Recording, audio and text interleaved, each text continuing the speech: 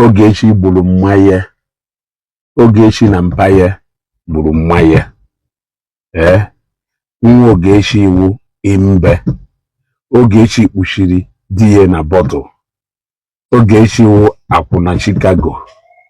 Ogechi na nwoke nọ n'ime họteelụ na Nnewi. Ogechi iwu onye ohi ka ọwụ. Ogechi gburu ndị mmadụ wayo.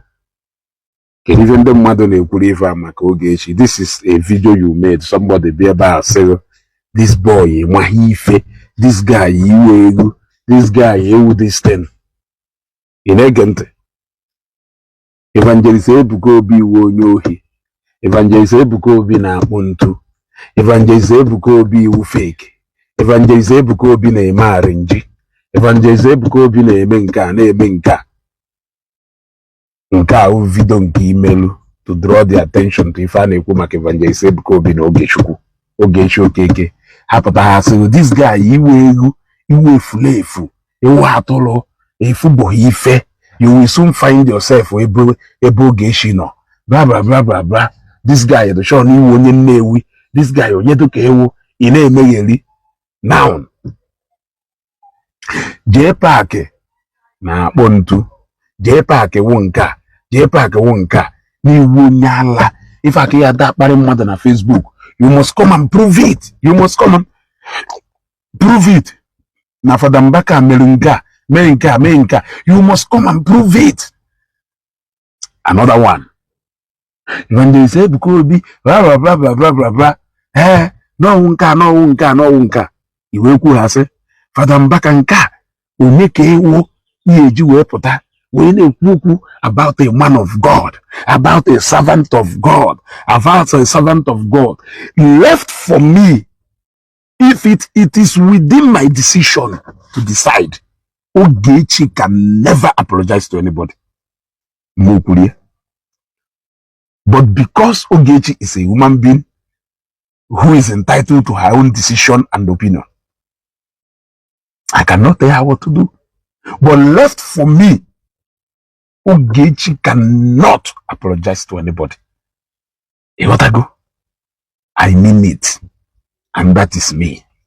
I don't care. I'm gonna mislead Ogechi. I'm gonna deceive Ogechi. I'm gonna menka. Blah, blah, blah. I said, for you, waiting for advice, Ogechi, you are not advising her. Are you not supposed to advise her? Mislead your own cup of tea, man. That is your own cup of tea. Imagine I played a video of Ifeni J-Pack maka Ogechi. Ebe J-Pack Ogechi burumpe. I've got so many comments, but I've from comments about few comments of Maryam made this video. The fact is that they cannot even say anything constructively, if not obi eba hogori. Since you gori, gono ke egotagoni. Since you gori, gono ke egotagoni. Ekamuma, are you living better than me? You are not living better than me, my dear. You are not living better than me. I'm living super better than you. Egotago so ni na he na ago. Onwe ke na ago. Man, now take it from me. Obulu no mwabezu go one. Ogechi can never. Obulu na advice when you take it for Ogechi to apologize to anybody. It's a mwabezu go. I am telling you that apology can never come. Woriye, even jikwe ko ya we puze na agwa ndị mmadụ no Ezugo na mislead Ogechi ka ile kwusi ike na enuru ya direct from Ezugo. Yes. Because no wulu na name ife na-ekwu oge flu video ebe mmadụ accuse another person no nya gburu mpe. What can be more distinct than a accuse mmadụ of igbu mmadụ? He accuse Ogechi no gburu mpe. Accuse mwe na nya nwe nwanyi connive gbuo mpa ha. Accuse no na-ezuohi. Accuse no kpuchiri die na bottle. Accuse no na agwo no na agba akwụna. accuse you of so many things.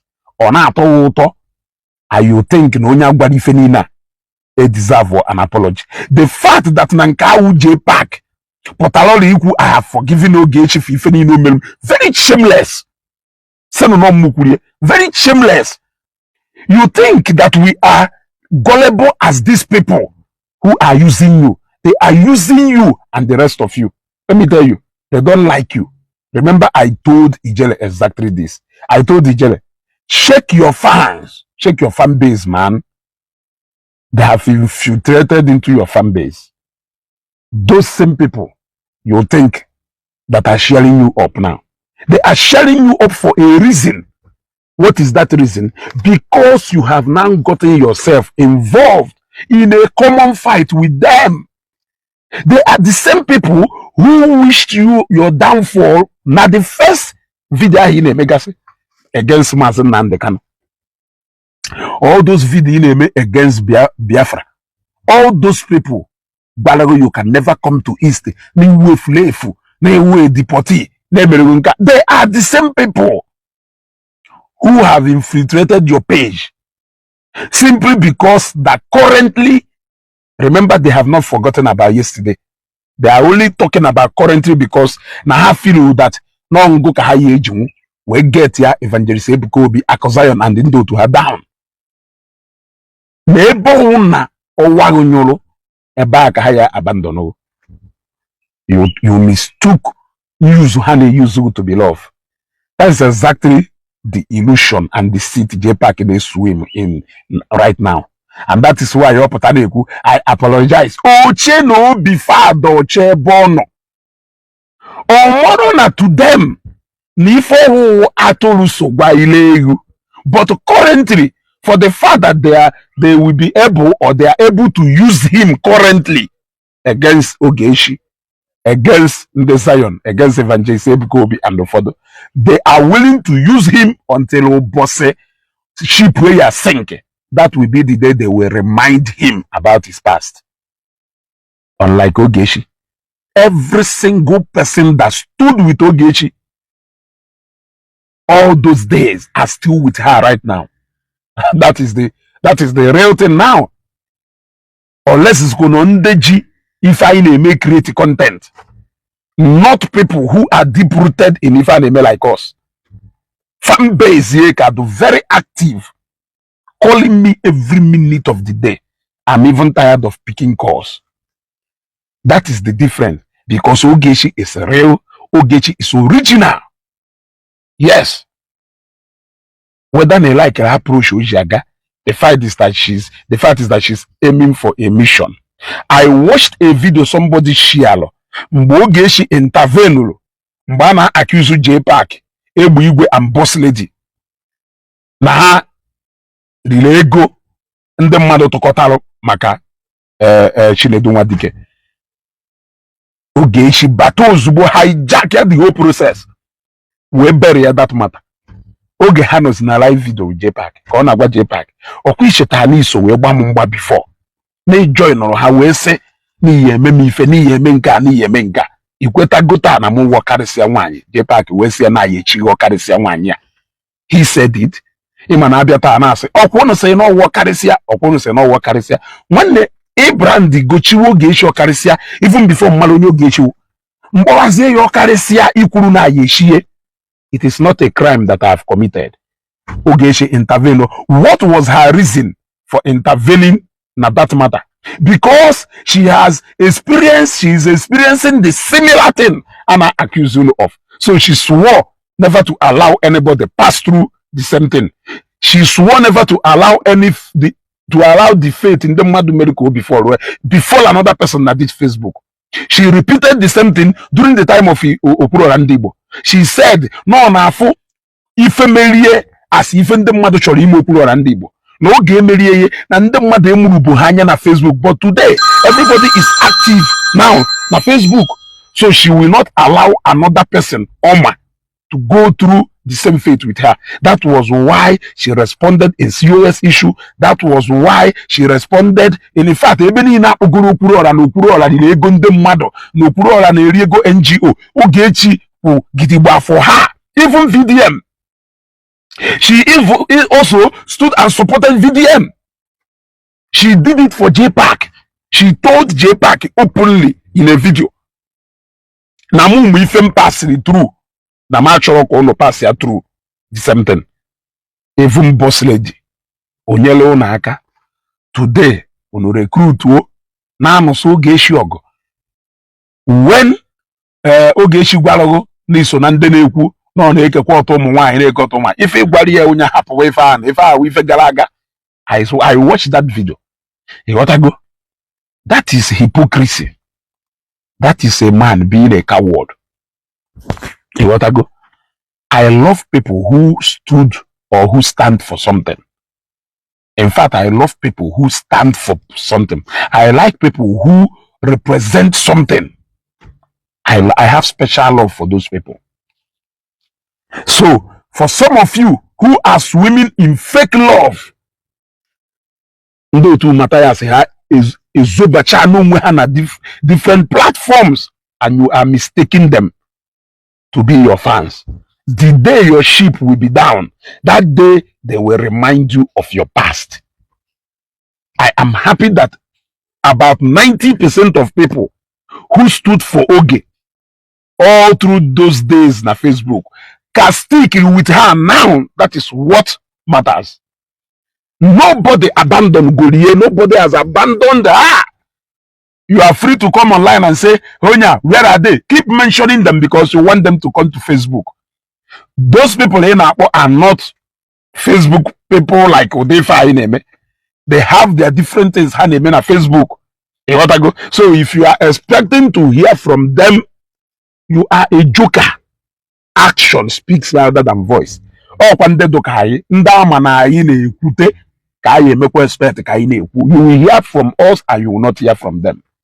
If there is anything you are going to see from them, it is action, which is what you lack. So, no super fan base like Ogechi, it is an advice. Because even in also when you say Ogechi no buruma de chohema, also when si boy evangelist ebukobi, even in a boy chohema, manabja hebe fadambaka no mwaka pota, go nke puru maka JPAC aho na like hoye. But at this point, you are not willing to entertain anything now. Also crucify her. Ndibo meruno ngune bele. Like I said, if I am the person you are expecting to make Ogechi to apologize to anybody, you are waiting in vain because I will never do that. I am telling you. As for me, left for me, Ogechi can never apologize to anybody. And I trust her. Believe me, I trust her. I trust Okarisia. Yes. I said she has my support. In any decision she chooses. But trust me, I trust her. I trust Ogechi. I trust what she can do. And I know she will not go lesser than. In fact, can happy continue waiting for apology in vain. Even the apology you are waiting for the apology so that you can use it to brand her a weak lady. You are waiting for the apology. It's not as if you are waiting for the apology because you want everlasting peace between Ndenya and Woku, but rather you want to use it as a weakness on her own part. You want to use it to tell her you want to use it to tell her you want to use it to oppress her further. You want to use it to oppress her further. You want to hold it against her further. It's not as if you want peace. It's not as if you want peace anywhere. I am telling you, take it from me today. Left for me, if it is within me to decide. But like I said, Ogechi is an adult and she has the right to make her own decision. But no left for me. No, you go decide there. You are waiting in vain because that apology can never come. I don't even care who you. I don't care who you are. But I'm telling you that that apology will never come. For as long as you have not opened your mouth to condemn Ifekwulumaka Ogechi, and you have not opened your mouth to condemn Ifekwulumaka Evangelist Ebukobi, and you have not opened your mouth to condemn ife kwuru maka people like us. Thank you for watching. Please subscribe on this channel, share this video, like and comment, drop your thoughts on the comment section. Thank you and God bless you for watching.